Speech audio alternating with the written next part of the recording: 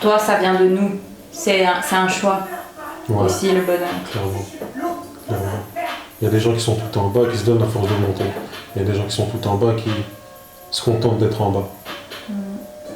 Et qui ne veulent pas spécialement remonter. Ou qui n'y arrivent pas. Ne savent pas comment s'y prendre aussi. Et je rebondis là-dessus. Rebondis. T'as dit que tu voulais bien en parler, voilà, toi... Oui, j'ai dit ça quand? À quelle heure? Dis-moi tout.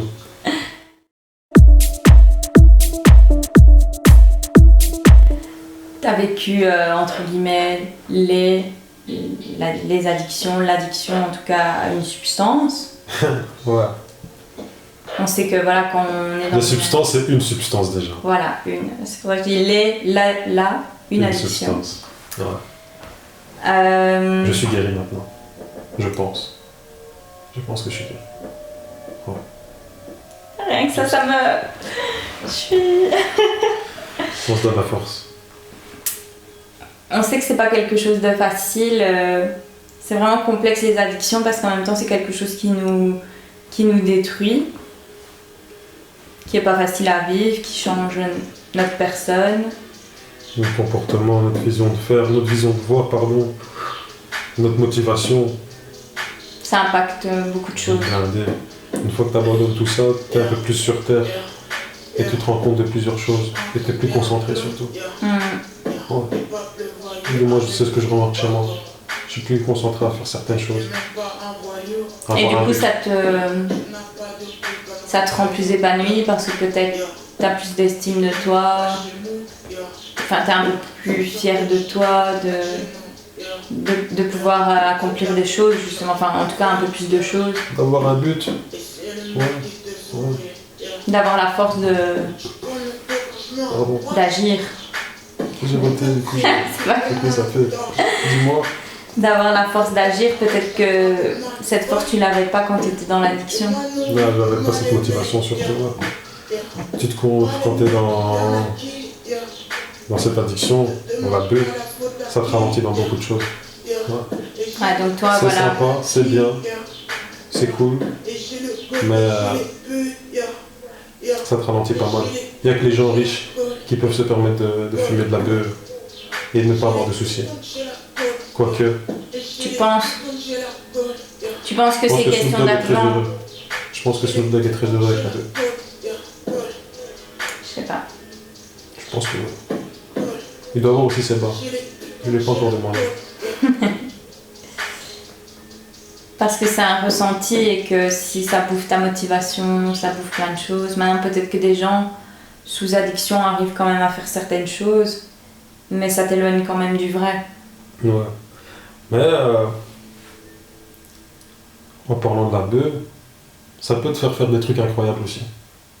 En tout cas, ça m'a fait faire des trucs incroyables aussi et rencontrer des gens que j'aurais peut-être pas rencontrés si je fumais pas. Ouais. Ça sociabilise beaucoup. Dans le sens où on se ressemble, on fume ensemble. On partage beaucoup. Maintenant, j'ai toujours été un peu dans le partage. Je suis très sociable. Du coup, maintenant, j'ai pas spécialement besoin d'avoir de la beuh pour aller chez quelqu'un. Enfin, aller vers quelqu'un. Ouais. Mais à l'époque, tu penses que la pression sociale, le fait de vouloir s'apparenter à un groupe, ça a joué? Je dirais pas que j'ai commencé à fumer pour appartenir à un groupe. J'ai fumé bêtement déjà. J'ai été influencé par une gentille fille. Ouais. Une chouette fille.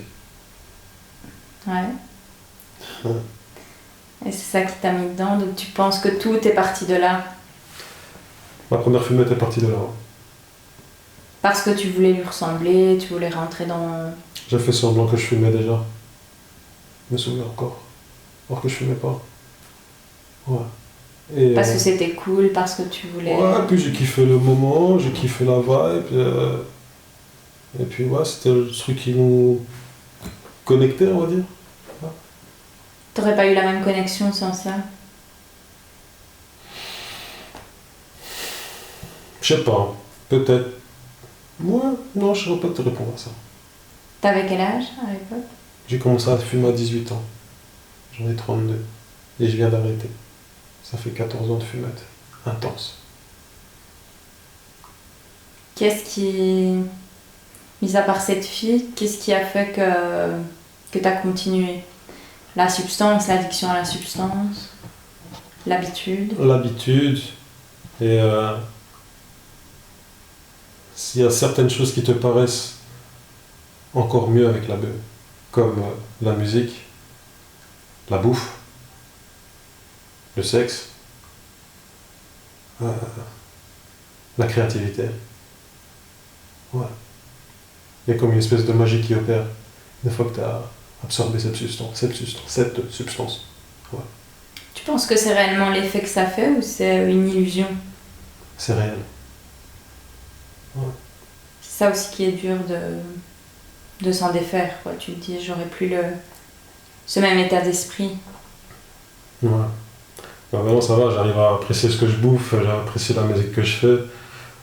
Le sexe, c'est difficile de refaire le sexe sans stupéfiant. C'est vrai? C'est pas que c'est difficile, c'est différent. Niveau perception ou niveau performance? Pas au niveau performance, au niveau magie. Ouais. Je vois. Et justement, par rapport à tout ça, qu'est-ce qui a fait que tu as voulu t'en sortir justement? Est-ce que du coup les aspects négatifs étaient plus importants que les aspects positifs au bout d'un moment? Déjà j'ai arrêté de fumer parce que je faisais des crises d'angoisse. Je pense que j'ai tellement fumé. Mais en fait la fumette c'est bien quand t'es dans un bon état d'esprit. Quand t'es pas bien, la paix c'est pas bon. Ça fait remonter les démons. Ouais. Et les démons sont remontés à un certain moment. Et ça a créé des angoisses. Il fallait que j'arrête. Tu savais que c'était lié à ça? Direct. Et ça a été ton... déclencheur. Ouais. Et donc toi t'as arrêté du jour au lendemain? Du jour au lendemain. Ouais. Pas facile. Hein. Très difficile. Hein. Ça passe par des insomnies, des cauchemars, des changements d'humeur. Très irritable. Pour un oui, pour un non. Ouais. T'avais déjà arrêté par certaines périodes avant. Ouais. Et donc t'as replongé, si on peut dire, t'as refumé. Ouais, j'ai replongé très, très fort. Tu fumais encore plus qu'avant? Ouais, j'ai l'impression, à chaque fois que j'arrêtais et que je reprenais, je refumais encore plus. Ouais. Et qu'est-ce qui te faisait replonger? Qu'est-ce qui me faisait replonger? La première fois que j'ai replongé, c'est parce que j'ai réussi mes études. J'ai voulu fêter. Et j'ai fêté en quelques tafs. Mais quelques tafs, c'est le départ des nouveaux PAX. Ouais. Du coup, quelques tafs, un petit PAX, un gros PAX, une belle consommation. Et là, qu'est-ce qui fait? Là, tu m'as dit, je pense que je suis guérie pour de bon. C'est que j'ai plus envie de fumer. Qu'avant, quand t'arrêtais, c'était de la résistance plutôt. Ouais, là, maintenant, je ressens plus le besoin. Non, je ressens plus le besoin. J'ai plus envie. J'ai plus envie, ça m'intéresse plus. Je peux rester même avec des fumeurs, sentir l'odeur et ne pas être intéressé. Tellement t'as eu ce déclencheur ou tellement t'apprécies maintenant la personne que tu es sans la substance? J'aime bien quand je suis pas sous fumette. Je me trouve normal. Je me trouve normal, je suis Anthony. Ouais. Qu'avant t'étais peut-être... C'était un rôle ou c'était... Peut-être pas un rôle, mais... je suis plus moi-même maintenant. Je suis plus moi-même. J'ai toujours été moi-même, mais je me trouve encore plus moi-même maintenant. Ouais. Et est-ce que tu aimerais donner des conseils aux personnes qui seraient encore dans cette addiction de la BE? Est-ce que tu aurais quelque chose à leur dire vraiment? Attention, la BE c'est bon. Mais arrêtez les gars. Ou quand vous le sentez en tout cas. Faut pas se mettre la pression non plus. Moi j'ai arrêté parce que je l'ai senti. Si tu le sens pas, n'arrête pas, tu vois. Tu seras pas prêt. Ouais. Faut être prêt quoi. Il y a un moment où tu es prêt dans ta tête et... Ça se fait tout seul en fait, hein. Ça se fait tout seul. Moi c'est les angoisses qui ont fait que j'ai arrêté, tu vois. Mais il y a d'autres, ça peut être autre chose. Maintenant je ne saurais pas te dire, mais ouais. Moi ça a été ça. Ouais. Et je pense que beaucoup de fumeurs qui ont arrêté, c'était à cause des angoisses. Voilà.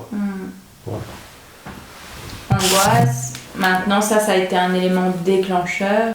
Mais peut-être qu'il y avait d'autres éléments tels que le coût financier.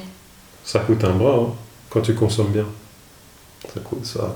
Il y a d'autres choses qui te préparent au terrain de j'ai envie d'arrêter cette merde, quoi. La santé, les finances. Les finances, le côté. Comment on appelle ça? Les trous de mémoire. C'est incroyable. C'est violent les trous de mémoire. Là, je retrouve ma mémoire en fait. Je retrouve ma mémoire. J'arrive à me souvenir. J'arrive à ne plus trop oublier. Ouais.